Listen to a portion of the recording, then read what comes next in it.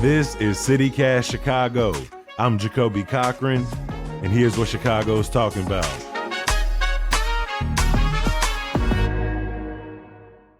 Today we got creative producer Michelle Navarro back in the building with us. Michelle, how you feeling? Hey, Jacoby. I'm good. How are you? I'm doing good. I'm coming off of a pretty chill, decent weekend. I thought I was going to be outside a lot more given how much there was to do in the city, but I will be honest, it was kind of overwhelming. It was like too many options. So I just kind of relaxed. How was your weekend? My weekend was pretty busy too. On Friday, I met up some friends in Pilsen for dinner and drinks, and we didn't get to Fiesta del Sol in time, but we did walk through the abandoned street and kind of like all the workers getting off ship, which was kind of interesting. Sunday, I had a beach day for my sister's birthday. Happy belated birthday to my big sister, Andy. We celebrated at 31st Street Beach. It was great. And then ended my weekend Sunday at Wicker Park Fest, where I got to see Mexican Slum Rats, a band I really like. So that was really cool. I really enjoyed it. I love that. A packed out weekend. I spent a little bit of time with my brother at the studio on Friday. His song comes out Thursday. So I was with him shooting content early in the weekend. I've been rewatching the Spider-Man movies, the Tom Holland ones, because the new Spider-Man comes out, and I got tickets for Thursday night at like 10:30. Taylor never seen the first three, so I've been slowly introducing her to those. And then I spent Sunday just kind of chilling with my mom. Michelle, today we're talking about a few things, including renters protections, e-scooter regulations, and Lolla weekend. Plus, for our neighbors, we got a brand new members only segment for y'all. And this week we're talking about CityCast ideas. Our executive producer, Simone Alisea, would probably never approve, but we're gonna talk all about that later. Let's start here, Michelle. In Chicago, there are close to 600,000 renters. I think everybody on the CityCast Chicago team is a renter. And Chicago's renter protection ordinance hasn't really been updated since it was passed 40 years ago in 1986. And now there are dueling proposals in the city council, one from the mayor and then one from a set of opposing alders. Let's kind of go through these two proposals on the table. Yeah, so WBEZ and Sun-Times did a really cool breakdown of comparing and contrasting these two proposals. So on one side, we have Mayor Brandon Johnson's pitched plan, which he pitched back in June, which is called the Protecting Renters Ordinance, or the PRO. And this was kind of created with the mayor's team and also housing rights advocates, tenants' rights groups, trying to, again, refresh this ordinance that hasn't really been looked at in a really long time, trying to get some more protection for, like you said, a majority of Chicagoans. When that came out, we, of course, had a response, and now we have this opposing proposal called the Fair and Accountable Illinois Rental Ordinance, or FAIR for short. And this comes from a group of council members who wanted a more landlord-friendly ordinance, which we could call. But the reason why we call it that is because it does kind of limit some of the benefits that would be granted to renters, some extra renter protections, and it gives a little bit more lenience to landlords. So if we think about some of the key highlights from Mayor Johnson's proposal, I think that's being called PRO. There was updates to the old RLTO, right? Updating old rules, maybe a ban around junk fees and move-in fees, established a tenant bill of rights.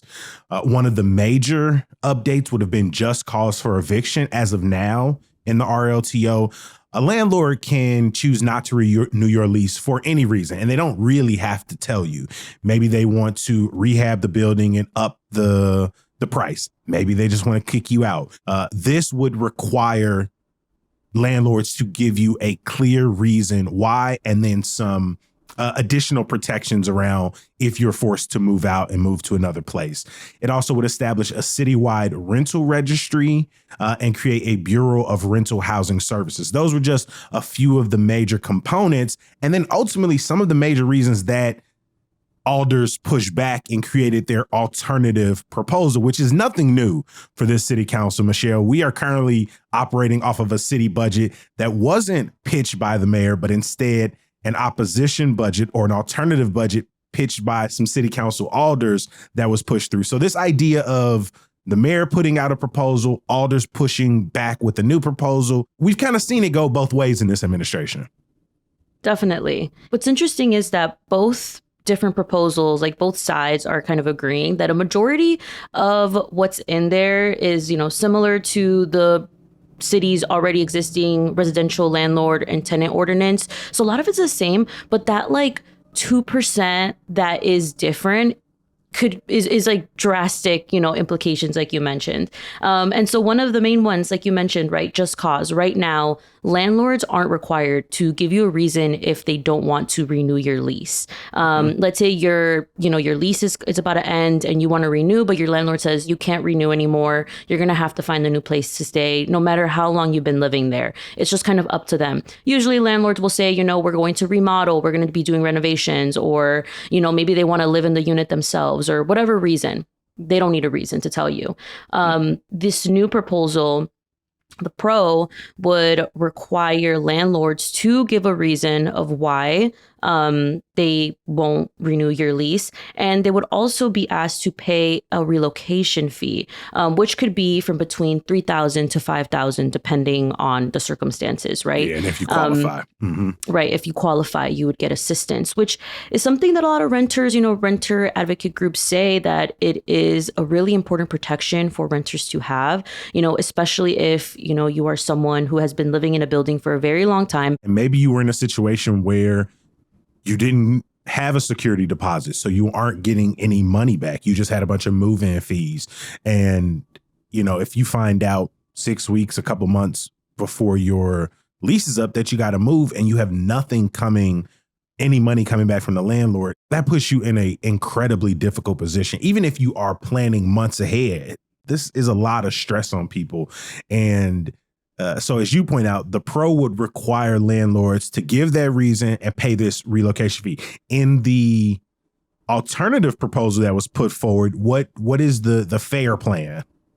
So in the fair proposal, it would not require landlords to give a reason of why they can't renew your lease, and no one would qualify for pay relocation assistance because it wouldn't exist. So it would just be landlord says you got to go, and that's the end of it, which is what it is currently now.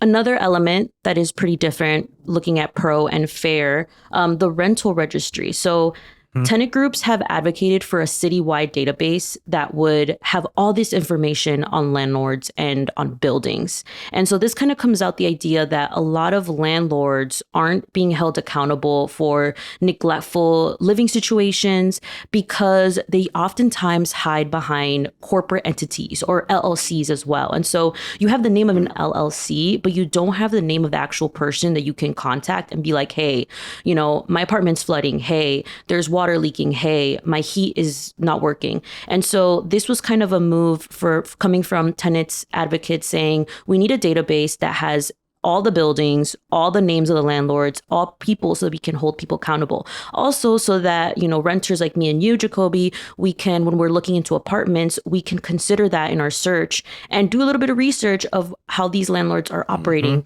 And so that would be something both pro and fair would agree on the database. However, the fair proposal would say that they wouldn't require that much detailed contact information. And so fair would be like, we'll have the property address, the building, and then we'll say a contact point person. That could be the owner, that could be an authorized person that the owner put in charge with, or it could be the maintenance guy. It just depends on the point of contact they choose to put, which tenant groups are kind of worried about because, again, it's just like, okay, are you going to lead renters through this trail of figuring out who owns the building? Versus the pro proposal would say it would have to have detailed contact information for the owner, the people behind the corporate entities, behind the LLC, which will kind of help renters keep track of, who they can get in contact with, who they can kind of, reach out to. Yeah, they'd have to have that property manager. And if they find out that the corporate owner or the owner of the building lives outside of the city, whether it's in the suburbs or another state, they'd also have to have a representative in Chicago contact information for that person listed as well.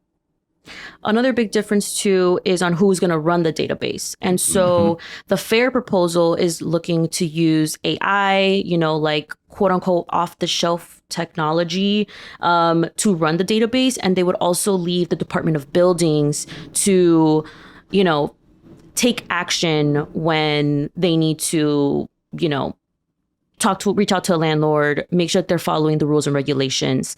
But the PRO calls for a new Bureau of Rental Housing Services. This bureau doesn't exist. So this would require a new department that would handle this. And the mayor is kind of saying like, hey, using the Department of Buildings to handle this new registry, or to make sure to the upkeep with regulations and rules, is already going to be really difficult on a department that's already strained, handling buildings in the city. They deal with building permits, safety inspections, code enforcement, whereas housing focuses more on affordable housing programs and projects, tenant and landlord rules as they're currently written, financial assistance, things like that. And so for him, he's saying, we're in an affordable housing crisis. Like, renters are more likely to need the assistance from the Department of Housing than they are the Department of Buildings. But the goal is for them to be working in concert with one another, because all of these factors play into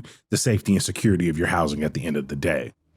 And a lot of times, since this department doesn't exist, tenants have to rely on 311 or lawsuits, which I don't know about you, Jacoby. I don't got the time or the money to be suing anybody right now. It would be great for there to be a city agency that would be dedicated to doing that, or to at least hearing people out and giving them the resources or the steps they can take in order to make sure that they have a livable home, apartment, etc. But in this broader conversation, Michelle, something that's kept coming up is particularly those who are advocating for tenants. They say, well, there are a lot of mom and pop landlords in Chicago. There are a lot of folks who own just a few buildings, but this definition of what it means to be a mom and pop landlord or a small landlord, even that definition is up for debate. Yeah, so right now, property owners who live in a building with 6 or fewer units are considered small landlords. That's the category that they're using. And they're exempt of most city renters laws because, like you said, this is just a person who's living owner occupied. So they're living in the same unit and they're renting their other units out. This is kept the same in the PRO ordinance. Now, FAIR wants to expand that definition and to include property owners who own less than 12 units. Now, to give you an idea, 12 units, that's like 4 3 flats. Mm-hmm. And you don't have to live at any of them. You don't have to live at any of them. And so housing advocates are saying that this could mean that for thousands of Chicago renters, they could lose their protections that usually, or as of right now, are protected by the city. And so that's losing, that's a lot of people that would lose their renters' rights because the category small landlord has been expanded. I don't know about you. I don't know nobody who owns 4 3 flats. I do. That's a lot of money. I do. And I would not consider those people to be small mom and pop landlords. Landlord. Yeah. And I will say, based on the current rules, I also know people, I ain't snitching, but who easily are able to skirt around that. People who don't live in their buildings and are basically able to do some financial wiggling to stay within the category of a small landlord. And so my biggest concern is if you open up that to, a larger number of units, which means a larger number of potentially qualifying landlords, I think you just give more wiggle room for people to kind of game the system. Yeah. And the last thing I'll add is that, when it comes to, charging fees for landlords to be in the rental registry, or when it comes to these relocation payments, a lot of the alders said, if these things pass, it could ultimately lead to rents going up, which tenants advocacy groups say that that's not the case in other cities. You know, this happened in Los Angeles and in San Diego, and these are, you know, fairly expensive cities. And rents decreased, developments continued, and so interested to see how this plays out, especially as, you know, affordability is going to be the name of the game in this next mayoral race, and so we'll see how it plays out. If you want to learn more about the two proposals on the table, please head to the link in our show notes. And again, shout out to WBEZ and Chicago Sun-Times for this amazing breakdown.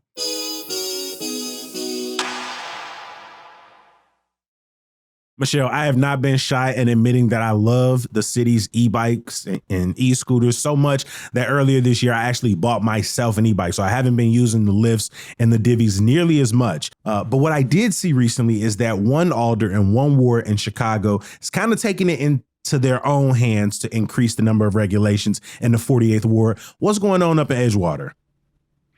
Yeah, so electric scooters from Liban Divvy will not be working in a specific street. And that's because the Department of Transportation and the 48th Ward announced that Sheridan Road from Devon to Bryn Mawr Avenues now have this geofence blocking. I didn't even know geofence was a thing before this. You didn't? No, I didn't. Now I learned something new. So they're blocking the popular e-scooters from being used on the road and on the sidewalks. And so this like geofence portion of Sheridan Road is about a mile long. It's a really busy, popular street. And it's a street and sidewalk that connects Edgewater from the far north side to DuSable Lakeshore Drive and the lakefront. Now, Alderwoman Hoppenworth is hoping to get e-bikes restricted too. They hope that riders can use the parallel streets instead. So it's Kenmore Avenue and Winthrop Avenue. And that these are greenways, which are residential streets improved for biking and other forms of transportation. So they're trying to, push the bikes and scooters to that street just because it's smaller and less hectic, because this road, Sheridan Road, is so busy that there's people on the street, people on the sidewalk that are more vulnerable to accidents. And so they're trying to make that shift to a street that, like I said, is parallel, but they won't interfere with that much pedestrians and ongoing traffic. Jacoby, you mentioned that you have an e-bike. I am a big e-bike divvy user. And so I understand the efficiency that comes with using e-bikes. You can go flying on those things up to what? It depends. Mine goes up to 28. So I made sure I got one that didn't go above the restricted speeds in Illinois so that I wouldn't have to deal with any increased regulations. I saw that there would just be more, like you might have to register your bike or get insurance or all these things if it goes. So I kept one that goes under the limit. That's still pretty damn fast. Like Usain Bolt top speed, 28 miles per hour. And honestly, it be feeling too fast for me sometimes. So I'm not against reducing the speed. I ride the Divvy electric bikes pretty often. They have like their maximum pedal assist is up to 20 miles per hour. And yes, I feel like I am flying down Archer when I get on it. And so you're right, Jacoby. They are fast.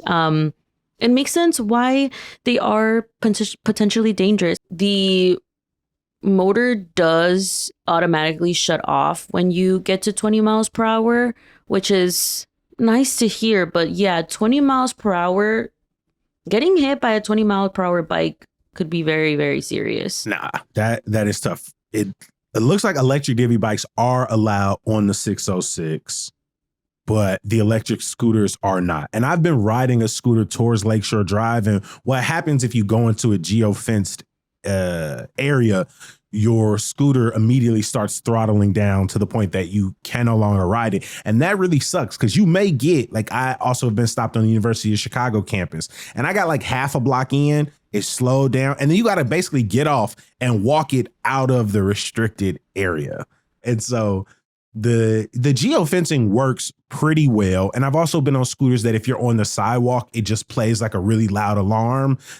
This is one of those moments where I'm like, if the ward, the alder, if the number of complaints, if the Department of Transportation, if all of them have decided that this area needs geofencing, needs a lack of access, I'm not going to allow my enjoyment on them or my use of them to push back. Again, as somebody who uses them, I try my best.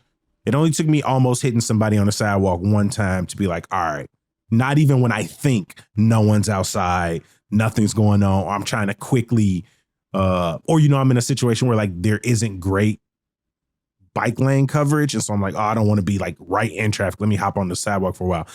I realized, hey, you just got to either use a side street or suck up being on the street. That's the cost of being on one of these things. But being on the sidewalk is so extremely dangerous. Do not get on sidewalks at all when you're on an e-bike or an e-scooter for sure.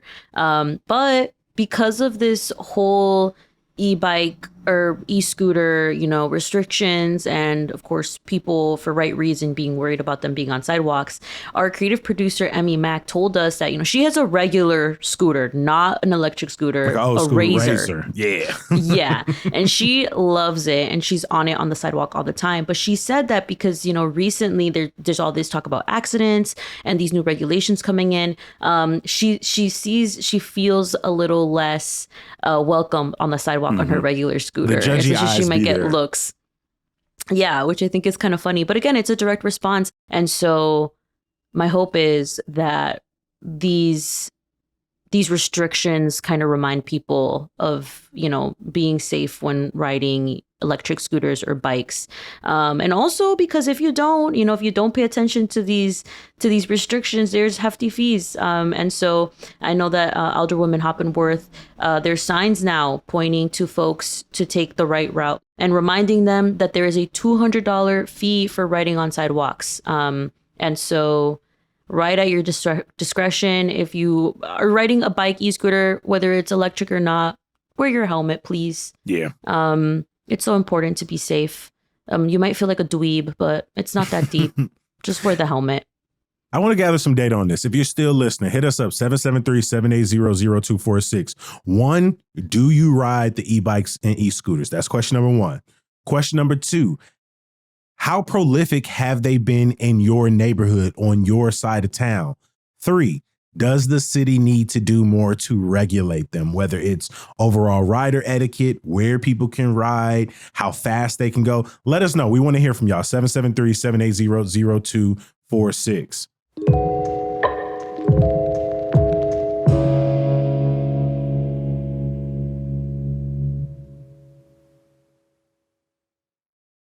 Michelle, one more thing. I feel like all summer long, whether you hate it or love it, Chicagoans have Lollapalooza in their mind, right? Because they need to hurry up and get tickets, or they need to avoid Grant Park at all costs. Well, hey, that week is finally upon us. Lollapalooza is going down at Grant Park Thursday, July 30th through August 2nd. And it sounds like, Michelle, you're not going to be on the sidelines this year. What's your plans? Yeah. So for the first time in a while, I think I've only gone to Lollapalooza one time. That was 2019 to see The Strokes, Childish Gambino, and Tame Impala. Incredible chef's kiss lineup. Didn't you just go see The Strokes again? This year, I did because I love The Strokes. I did just see The Strokes at the United Center, and it was amazing. But this year, I'm actually going on Sunday. Honestly, this time I didn't even go for the lineup necessarily, though I will point out some people that I'm excited to see. It was because my sister, like I said, whose birthday it was, and she really wanted to go. And so I was like, okay, I'll do this for you, sister. And again, because I haven't gone in a long time, I thought, why not? I love listening to live music, but live music outside and live music at Grant Park on top of that just makes me so excited because it's such a beautiful park, and I think we have to take advantage of it because what an incredible place to have multiple music stages. And so, yes, I will not be avoiding Lala. I will be there on Sunday, and there is still tickets, limited tickets for Sunday off the Lala site. These are not resale, which I like because you won't have to worry about those extra fees or anything like that. Because I ordered it, though, recently, they can't ship it to me, so I will have to be going to their office in the Loop to pick them up. But as I recommend everyone, if you are on the same boat as I am, do that. Don't do that the day before. Try to do that earlier in the week as possible. But on Sunday, I was looking at the lineup and I am excited to see a couple of people. Turnstile, which I saw last year at Northerly Island. I love Turnstile and they will be performing on Sunday. Mona Leo, who's a rap artist. Leo, that's my girl. I love her music. And so I'm also really excited to see her. And Los Retros. And so that's who I'm excited for Sunday. But Jacoby, looking at the other days, as someone who's not going, who would have wanted to see? Ooh, I haven't been since Lil Wayne was there. Maybe that was 2018, 2019, one of those days. But I will say Saturday was looking kind of good. I like Olivia Dean, Rick Wilson, Leon Thomas, Ethel Cain, and Clips. And they were all pretty spread out. Like I felt like I could have done all of those performances and not felt too overwhelmed or too burnt out. But I will say it's the first summer I haven't been to a single like major music festival all summer, whether it's ones that I typically go to, like Summer Smash, ones that just aren't here anymore, like Pitchfork. But yeah, I just haven't found myself outside watching music this summer. And I don't know if it's because the rain, the wildfire smoke, just too much to do, or if I'm starting to feel too old. I'm 35 and I know that like there's no age for a music festival per se, but like Lolla is always at least talked about as like the young person, you know, people from inside and also outside the city sort of flocking to Chicago. Do you feel too old for the Lolla crowd? I feel like this is something that people always bring up, like, oh, drunk teenagers from the burbs don't go.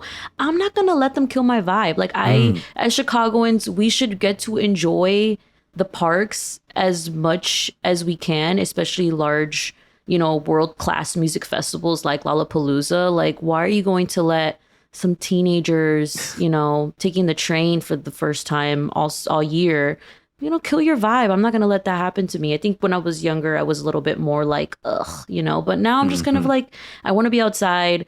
I'm sure that after Lolla, I'll have a bunch of new artists, which I've been looking for new music. And so like, what a better way to find new music than like them performing it for you. So I'm excited about that. Yeah, I was going to say shout out to the homie Britt Julius, who put together an amazing list of performances that you can't miss. So if you're going in and you don't know a ton of people who are on the lineup, please read that breakdown. She's got some great suggestions in there for you. Michelle, I'm looking forward. We're going to recap it at the top of next week. I want to know how your experience was. I don't know. After the last like major festival I went to, like the kids was throwing more water bottles and more garbage cans. And so I'm just hoping that that's not your experience this weekend. I think Lollapalooza, just because like, I mean, even though there is a lot of teenagers, it's a reminder that it's family friendly. And so there is a lot of children that also go to Lollapalooza. But like I said, I'm going to stand back in the mix. Tips for, you know, festivals per usual: drink a lot of water. Of course, Chicago's weather is very unpredictable and it could change by the time this goes out on Tuesday morning. But as of now, it looks like the weekend's going to be moderately warm/hot. So, you know, low 80s to 70s, which is the perfect weather for walking around outside in the sun. It might rain on Friday, but might not. And so I'm looking forward to it. I'm glad that there's no heat waves. There's going to be a bunch of restaurants that are going to be offering food. And so, which is another thing that I really like to do, is just to see what the fest offers. Yeah, the food lineup be important too. So yeah, I'm looking forward to it. I'll definitely keep you posted, Jacoby, on how it goes. Wishing you the best time, my friend. Please join me in giving a huge thank you to our creative producer, Michelle Navarro. Always a pleasure. Thanks, Jacoby. Now for our members only segment, we are talking about our executive producer, Simone Alisea, being out for the week. And, you know, maybe some ideas that Simone is less likely to approve, and we just want to talk about them. All right. You could join in on our behind the scenes conversations by becoming a member at membership.citycast.fm/Chicago. Of course, we can't get out of here without some good news. If you are avoiding Lolla this week but still want to get some good music in, I got you. On Thursday, there's a string quartet happening at Norwood Park for free. On Friday, a Marvin Gaye tribute is going down at the Columbus Park Refectory out in Austin for free. And then on Saturday, Classic Studios is hosting Slide to the Stew with an opportunity for a Chicago artist to open up for Lil Yachty in October. That is also for the free. I'm going to drop links for you in the show notes. As always, I appreciate you for listening, reading, making time for us. We're going to be back bright and early tomorrow. We'll talk to you then. Peace.